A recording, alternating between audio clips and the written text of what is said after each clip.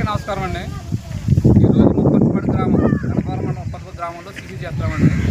దీని యొక్క ఉపయోగం ఏంటంటే పంట కోతకు ముందు ఎంత దిగుబడి వస్తుందో తెలుసుకోవాలంటే సీసీ చేయడం వల్ల 5x5 మోడల్లో సీసీ చేస్తామండి. సీసీ అంటే అరసెంట్ తీసుకుంటాము, దాన్ని కోత కోసి దాన్ని దొరగొట్టేసి కాటా వేసి దాన్ని బట్టి ఎకరానికి దిగుబడి ఎంత వస్తుందో దాన్ని మేము ముందుగానే చేను యొక్క విధానం చూసి దాన్ని బట్టి లెక్కేసుకుంటామండి. 40 బస్తాలు పండుద్దు, 50 బస్తాలు పండుద్దు చేస్తామండి. దాన్ని ఒక లెక్క వచ్చేస్తుంది మనకి.